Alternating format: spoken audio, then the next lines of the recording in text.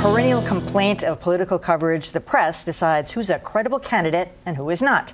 And then there's Donald Trump.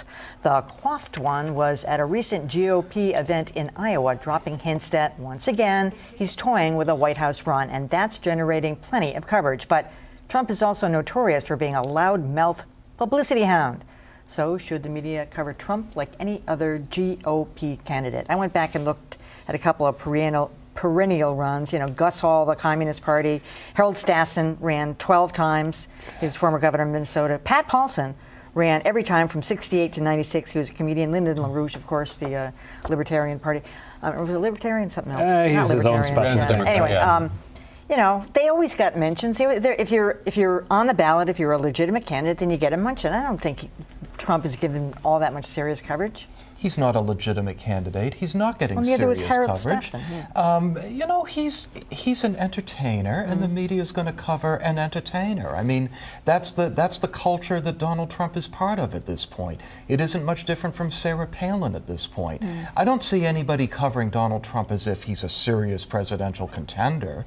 So I'm not that sympathetic with the idea that the media shouldn't cover him. They're going to cover him, and I don't think it's a big deal. It was interesting to see at the Iowa event this past weekend, where I was listening to Morning Edition on Monday morning. They went through it, and they did have a short soundbite and present him, but in the context of an extraordinary long shot candidate who really wasn't going to be a factor before they turned to the candidates who might have a better chance at that. Certainly, the journalists have to make these judgment calls. I mean, there are plenty of candidates on lots of ballots who don't get mentioned at the presidential level, at local levels. It's part of the judgment that we bring to it.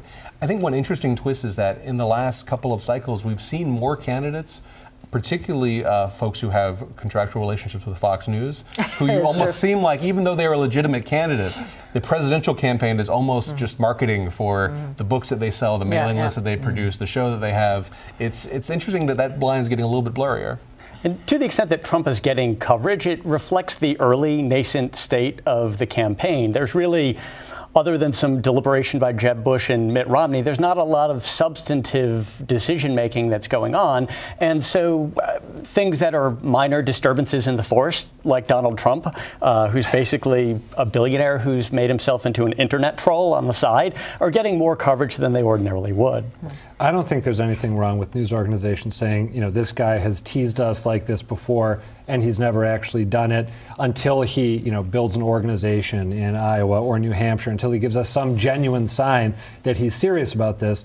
We're going to, leave him alone and not put, not tease stories that say, is he really going to do it this time? I think that'd be totally appropriate. So, I also think it's telling. I was going to ask if you're all sorry that we're not going to have Mitt Romney to kick around next presidential season. It would have been a lot of fun to see another Romney run. Yeah, absolutely. Yeah. I agree. I think he could have won. He could have.